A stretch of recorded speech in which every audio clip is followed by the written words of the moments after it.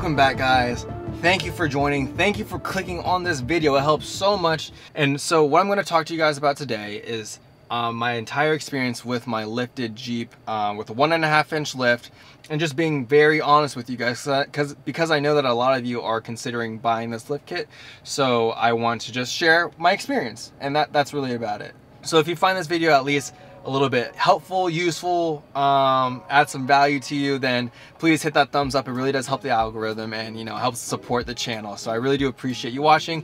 And without further ado, let's get on into the video. Whenever I'm on a highway, it's sometimes difficult to drive. So I'm gonna explain to you. So I hope you guys don't mind if I do it this way. So if the road is tilted this way, like even like ever so slightly, you know, there's some roads where it's just like one side's higher than the other, and I'm going straight, it's almost like I have to move my steering wheel to the right, and it's like I'm slightly fighting against the road.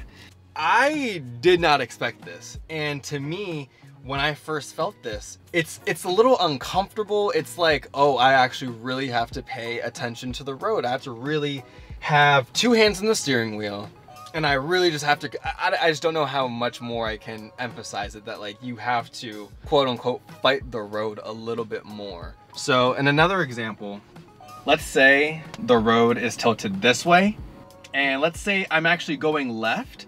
I don't even have to like move my steering wheel that much. I don't have to overcorrect. Instead, I just have to probably like just move it ever so slightly, because the tilt, the lift itself, or the suspension, I believe, I don't really know the technical stuff, the suspension is already going with the road.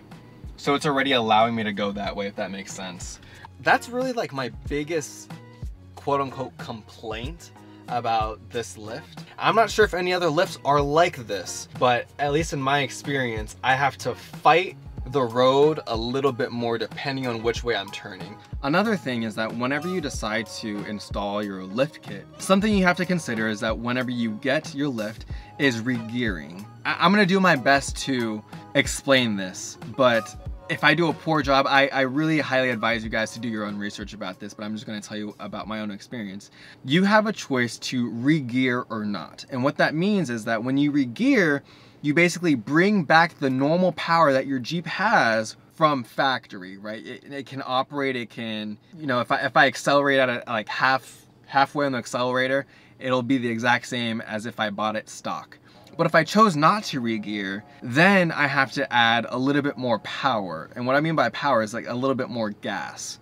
And since I technically lost power because I decided not to go and get regeared or regearing done, mainly because I didn't want to spend more money because it's already a lot of money already, I wanted to opt into the decision of saying like, okay, like let's see if I can still commute, if I can do my daily tasks, if I can travel slightly without regearing.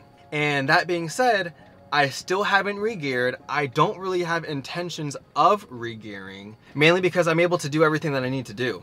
The only thing that you do need to know is that, you've probably heard it once before, 6th gear is basically useless. And what I mean by useless is that like, I'm on the highway and it's just a long road.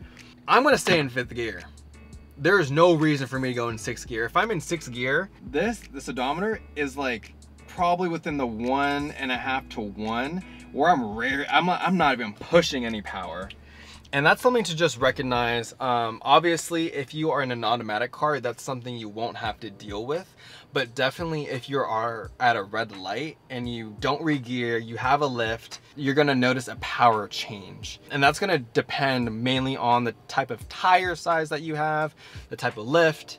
But the more, I believe, like if I maxed out like a 4-inch lift and a 37-inch tire, I'm gonna lose a ton of power. That's one thing you have to just kind of keep in mind.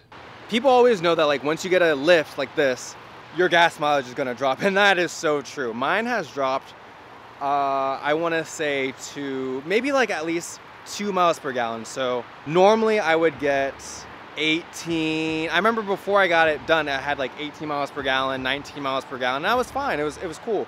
But ever since I got this lift, the bigger tires, which does play a role, I've been getting about, also depending on how you drive, you have to realize that if you drive like a little bit recklessly, like if you're, you know, you're gonna be using a lot more gas. So Right now, I'm getting about 16 miles per gallon. I believe that I can push it to 17 if I chose to drive really well, but my thing is that I love my exhaust. Another thing that I forgot to mention is that some of you have been in luxury vehicles. Now, this is the complete opposite of a luxury vehicle, but if you have the car, then you obviously know that it is. And what I mean by that is that you're gonna feel the road. You're gonna feel the bumps, you're gonna feel the humps, but it's all part of the experience. Like, this is what makes a Jeep a Jeep. And for some of you even like bigger fanatics, like who drive stick, this is the full experience. Whether it is snow, whether it is sunny, whether it's just so nice out, you could rip off the doors, you could rip off the roof. I know I'm just talking about the love that I love the car, but I truly just love the car. So I'm not sure if any other creators have discussed the whole thing about the actual drive and how you have to like fight against the road. And I'm not sure if that's just for this kit or if it's just for all the kits and that's something to expect. But what I do know is that you should do your own research per that. But if you do have a Jeep, there's a reason why you want a Jeep. Like that, it's just part of the experience. I mean, look at the way it's standing. It's so aggressive. Just look at it. But one of my favorite parts about Jeeps is that you can do so much to it. And I know you've heard it once before, many times, many ways, Merry Christmas. You can do so much to the point where I have a 1.5-inch lift.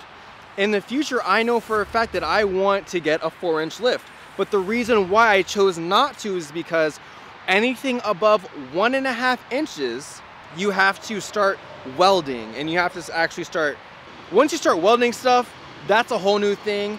And for me, at least at the time of getting the Jeep, I wanted to save my cost, I wanted to get a lift, I wanted to really soak in the summertime and everything, and that's what this can do. 1.5 inches and it's fine. Anything above, please remember that it affects gas, it affects the drive, and I can't even speak to that yet. So if you're on a budget and you're thinking about getting a lift and you have a Jeep, or you want a Jeep and you're thinking about getting a lift, I would definitely consider getting the 1.5-inch lift, because you save gas, you don't have to weld anything. Obviously you have to fight the road a little bit, but I believe that's just part of the Jeep experience. And it's just so menacing. Like I never, with all the storms that we get, we don't get that much really, I'll be honest, but the times that we do, I just go out. Like I have no problem. If there's a snowstorm, everyone's crowding around the grocery store. I'm just at home. I'll go whenever I have to. But again, I think this kit serves its purpose, and I think that it is worth the money. The one thing, if you can't handle bumps and anything like that, like if you don't want like a really bumpy ride, you don't want to feel the road, sell your Jeep. But if not, this is it. So I think that's really about it. Let me know in the comments below if you guys want to see or hear anything about the car. Other than that, I hope you guys have a great day. I hope this served as useful. And if anything, please leave me that thumbs up. That really helps the algorithm a lot. I really do appreciate it. Thank you guys so much. Hope you guys have a great day. Peace.